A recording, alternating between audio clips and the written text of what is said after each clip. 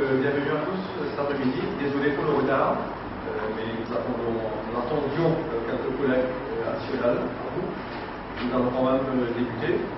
Donc, l'idée c'est de revoir avec le management les chiffres qui ont paru sur le site de Stock Exchange et dans la presse en fin de semaine.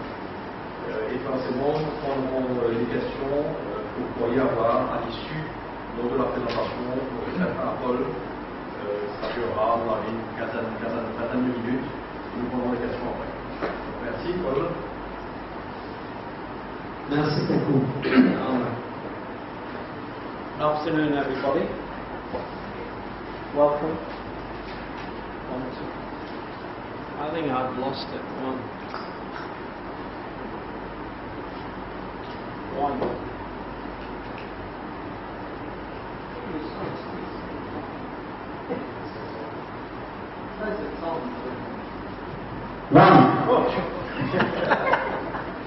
Okay. All right. Good afternoon, everybody. Welcome. And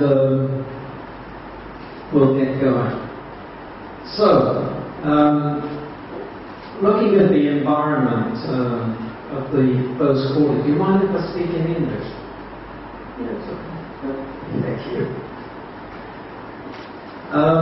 We released our results on Friday for the first quarter, the second quarter, month ended December, and the half year, month ended December 12. The environment that characterized this quarter and the half year were first of all the European economic crisis. Whereas, as we announced in the paper which we distributed, both the French and German economies contracted by 0.3 and 0.6% respectively in that quarter, which contributed to the contraction in arrivals from both France and Germany. And you saw, in fact, the European arrivals during the quarter and the half year reducing, unfortunately. Part of that was due to the changes on the Mauritius routes out of Switzerland, Germany, and Italy, as you know, no longer servicing those routes, and therefore impacted the air access into the island. In terms of air access, there continues to be an imbalance between the room supply, which continues to grow, and the air access, which continues to shrink. I think the only good news was the Emirates Airlines, which increased to double daily, in other words, 2 flights a day, with effect from December of last year. And all of this has contributed to the fact that there is a very vigorous price war. In other words, the hotels are, in fact, decreasing their prices in order to attract more customers. So, how did we perform versus the industry? Well, Arian produces a statistic that said in the quarter ended 31st of December, the industry performed at the level of 69%, and we did 75%, so we're ahead of the industry. And in the Maldives, that industry stat there is our comp set, which shows that we did slightly worse than our competitive set for the quarter, 3 points off. And in terms of the half year, we did 4 points better than the industry in Mauritius for the 6 months, and we did 6 points worse than the industry or our competitive set in the Maldives for those 6 months. What was the occupancy in our group for the quarter? You'll see that we did 75%, so we gave up 5 percentage points in the quarter, and we gave up 10 points on the half year. If you remember, our first quarter results were depressed and therefore contributed to that 10% difference. As for the whole group. Here you have the announcement, a copy of the announcement that was published on Saturday and Sunday, and we've given you a copy.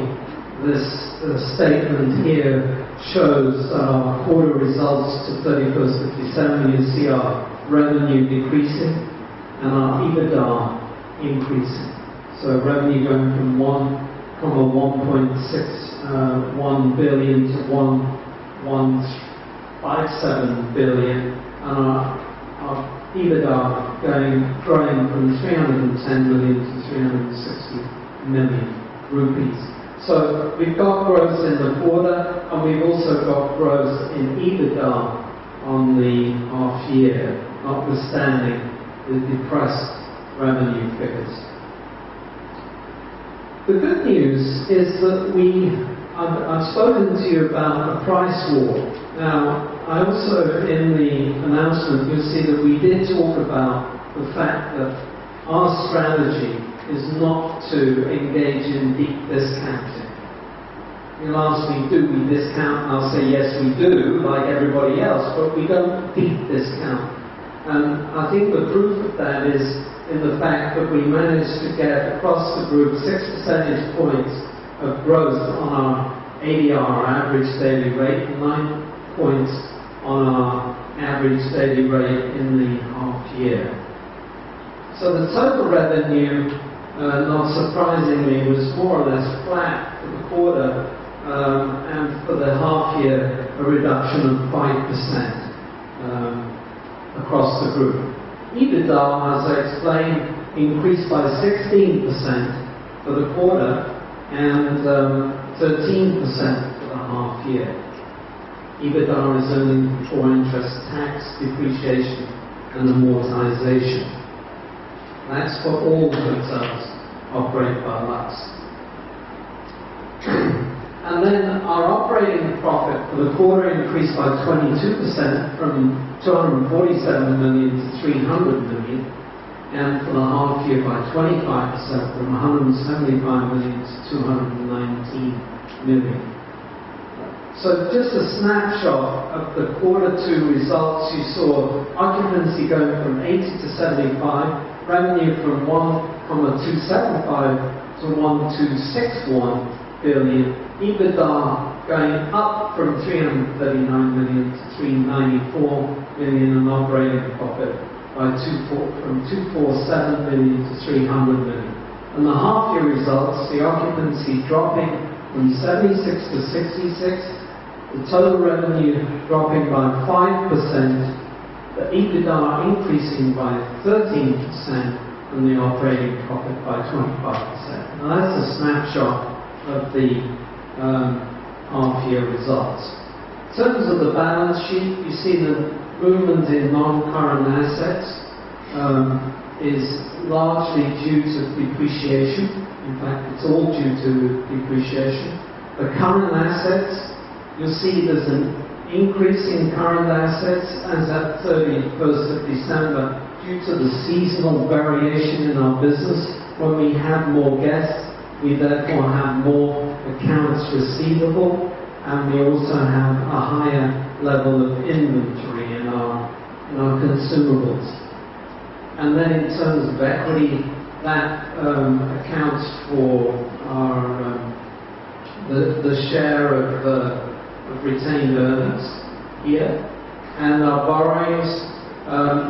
We paid down some debt in the 6 months, and our payables, which means those people to whom we owe money. Again, with the seasonal variation, obviously we have a higher amount of creditors outstanding. The net assets per share have increased, and the gearing has come down accordingly. So our borrowings have gone from 5.4 billion rupees to 5.33 billion rupees. And the cash generated from operations in the half year has increased from 195 million to 231. So an increase of 36 million on the comparable period of last year. So it's an 18% increase. Interest cover has improved from 1.8 times to 2.2 times, which is obviously a good sign. So what are we doing in this environment? I've listed some of the things that we're doing just to highlight. First of all, we're continuing the strategy of maximizing our RevPAR in order to generate enhanced EBITDA through the combination of the higher ADR and the higher occupancy. We are focusing or increasing the focus on our diversification of the market into China, Asia, Russia, India, and the Middle East.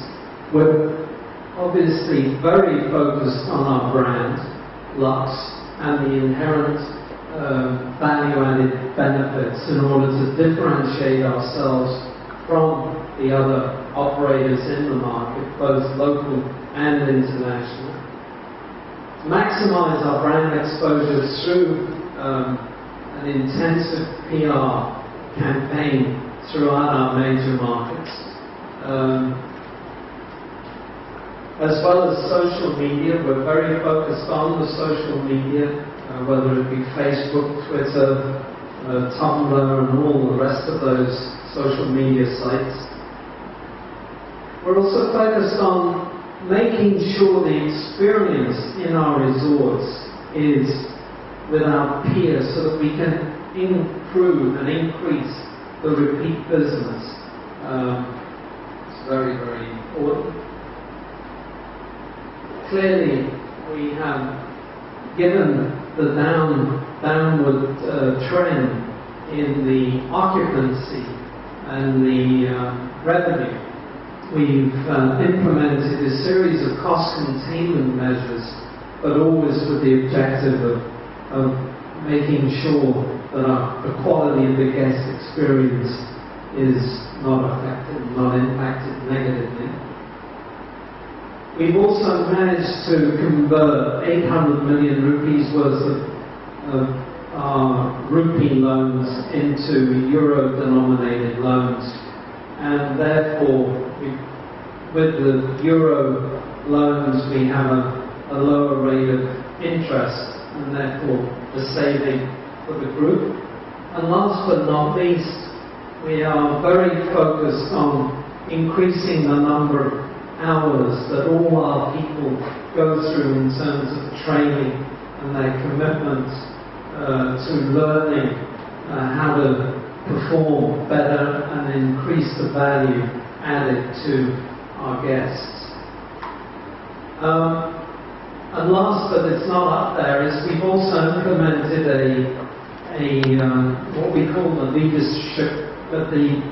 innovation challenge, which is a quarterly competition that all our team members are entitled to participate in. And this is under the leadership of GML, Group Monmoisier, for whom 2013 is a year of innovation. So we joined in that initiative and created this competition amongst all our properties and also our head office in order to what we're trying to do is enhance the guest experience, make it better, create more value for our guests. And we believe a lot of that initiative and creativity resides in the people that work with us. So we've challenged everybody to come up with new ideas on how we can do things differently and to be able to differentiate ourselves from our competitors. So all in all, it's we didn't have a very good quarter ended September, as you will recall, but this quarter ended December. I think has been positive. It's slightly down on revenue, but I think the growth in operating profit and EBITDA is satisfactory, and against the background of a very challenging environment. So we're relatively pleased with the result. And in terms of guidance in the report that we've distributed, the level of reservations are more or less at a similar level to last year. So we expect that we'll maintain the revenue, but as a result of our cost containment and also the benefit of the improved rupee-euro exchange rate, we'll be able to generate a higher operating profit and EBITDA. So I'm happy to answer any questions that you may have about our results or our performance in general.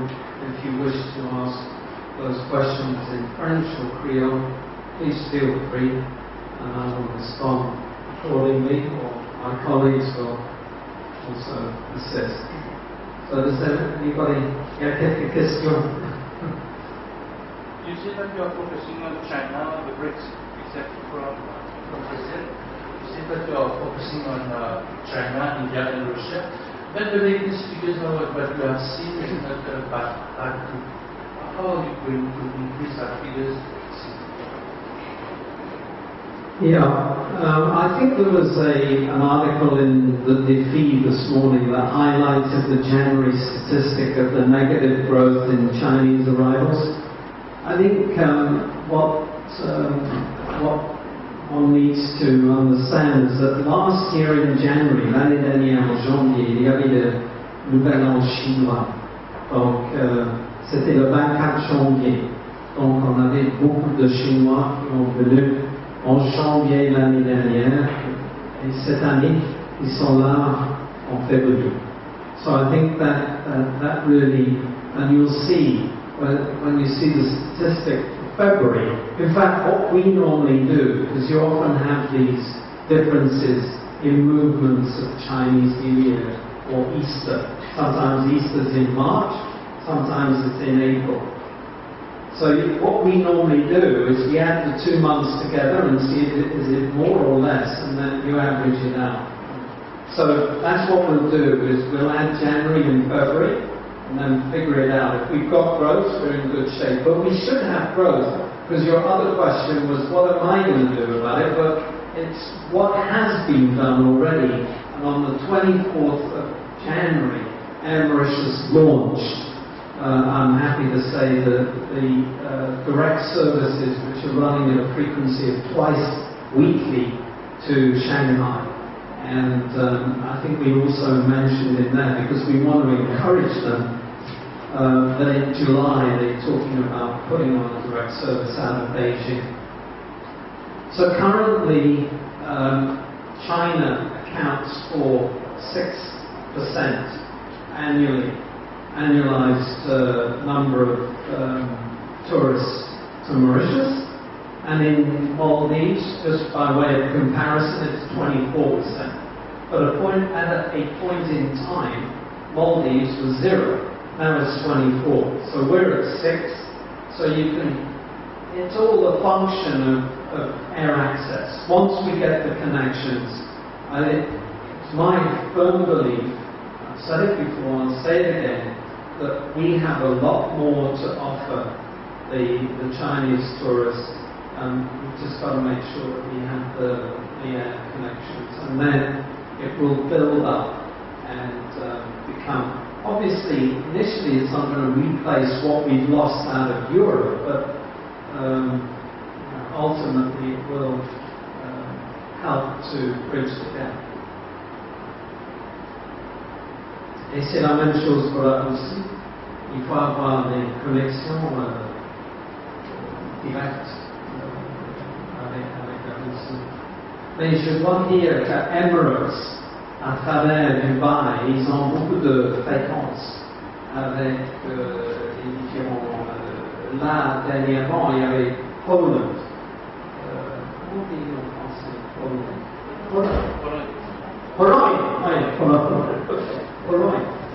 Déjà, il y a les Polonais qui sont les visiteurs. Ils sont avec Emirates, ils ont les connexions. D'autres questions? Vous n'êtes pas été parvenu avec. Vous n'êtes pas été avec le député. Vous aviez eu moins de revenus avec. Vous avez moins de revenus et par les qui étaient dans la fameuse cotisation, ça vous inquiète pas? En fait, le moins de revenus pendant la haute saison, on a eu une baisse à la Réunion, créée avec la situation économique en France, qui est le marché principal pour l'île Maurice, pour la Réunion.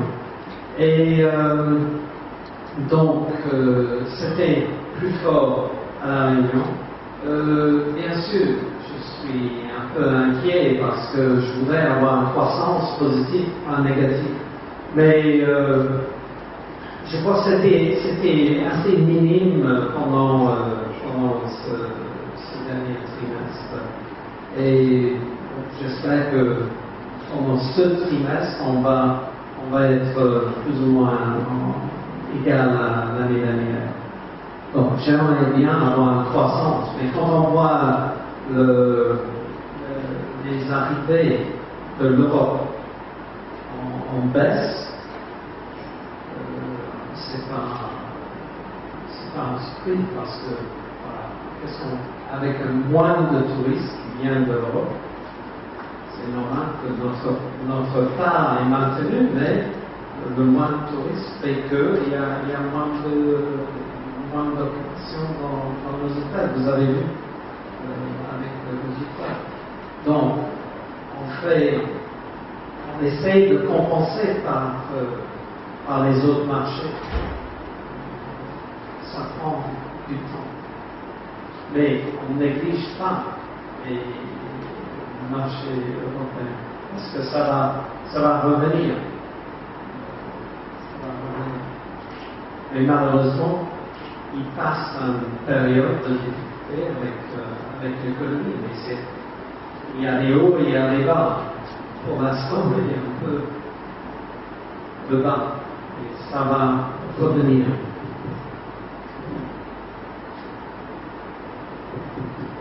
D'autres questions?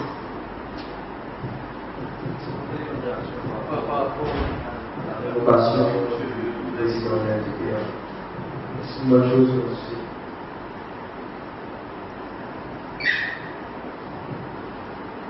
Ma réaction, c'est que, bien sûr, on a besoin d'avoir un MTPA qui est fort, solide et performant. C'est très important. En ce moment, l'industrie traverse une période de crise. Donc, ma réaction, c'est que tout changement brut comme ça, bien sûr, c'est une surprise. Mais je sais que les décideurs politiques, ils savent que notre industrie passe des moments difficiles.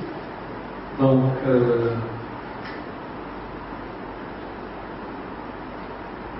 ils vont prendre des décisions s'il faut prendre. Pour moi, c'était une grande surprise. Mais il faut avoir un plan stratégique, un plan pour l'avenir qui est solide et qui dure. On ne peut pas changer chaque 5 minutes d'un plan à un autre plan. Il faut décider un plan ensemble. Et je crois que l'heure est maintenant pour que tous les acteurs, tous les décideurs dans notre industrie viennent ensemble, pour s'asseoir ensemble et de travailler ensemble. Et ça, c'est absolument nécessaire pour l'avenir de notre industrie. Et je sais que le gouvernement est parfaitement au courant de la situation. Et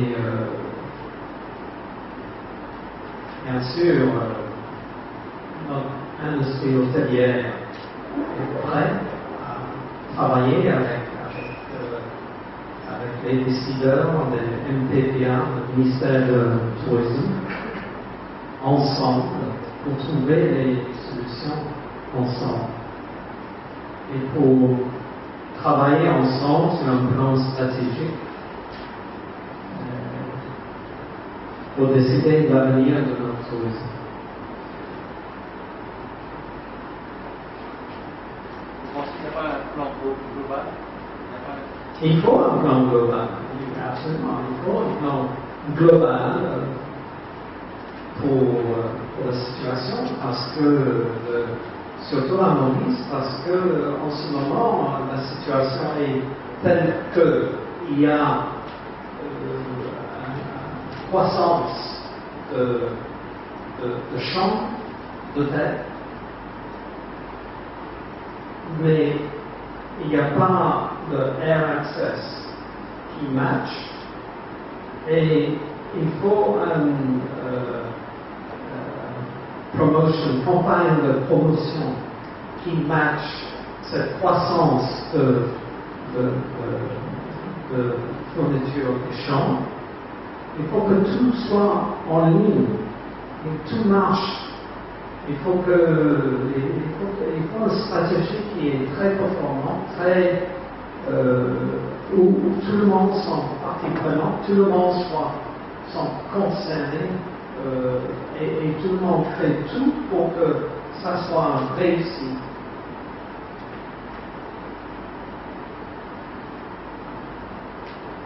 Donc, il y a la diversification des marchés, très important.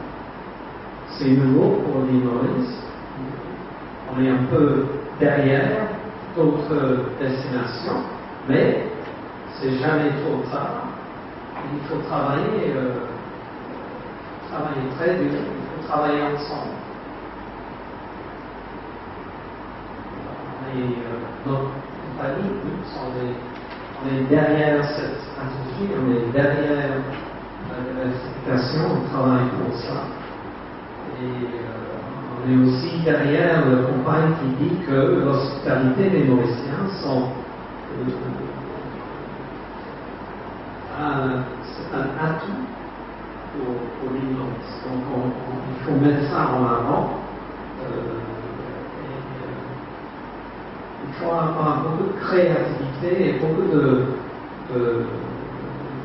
d'exposure dans les marchés. Et nous sommes conscients, bien sûr. Et d'autres questions?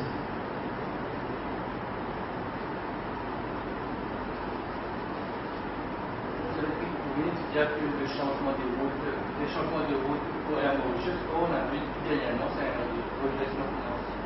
Donc d'un côté, est-ce que la balance a été mal faite de la part d'Air Mauritius? Le fait d'avoir quitté cette année et de nous redresser une situation qui a été Écoutez, Air Mauritius a fait leur plan stratégique. Ils ont eu des consultants qui ont dit, bon, il faut avoir un hub en Europe qui est Charles de Gaulle, voici. Il y a d'autres moins importants à Heathrow, mais c'est plutôt Charles de Gaulle qui est là. Et ça attire tout le trafic d'Allemagne, de Suisse, Italie, etc. Mais D'un côté, ça marche, mais de l'autre côté, c'est un désavantage, surtout pour l'Allemagne. Déjà, on est en discussion pour encourager Mauritius de retourner en Allemagne, que ce soit Munich ou Francfort, mais il peut passer, il peut toujours garder le hub, mais il peut faire Charles de Gaulle, Francfort, Maurice, Charles de Gaulle, Munich, Maurice. Mais de demander les Allemands de monter ou de descendre, ça dépend de là où vous êtes, à Paris, c'est pas très beau. Donc on perd un peu l'idée au début, quand on a fait je me souviens très bien, le premier vol en direct de l'île Maurice en Allemagne, c'était un succès. Et l'Allemagne, c'est toujours performant, parce que les Allemands ne peuvent pas give up leur vacances. Ils veulent toujours voyager. Donc c'est très important pour eux. Mais ils préfèrent avoir ces lignes directes. Donc j'espère que l'île Maurice, Mauritius va recommencer les services et je pense que ça c'est très important pour les arrivées et pour les arrivées en général de l'Europe. Mais néanmoins, il y a un problème économique en Europe. On voit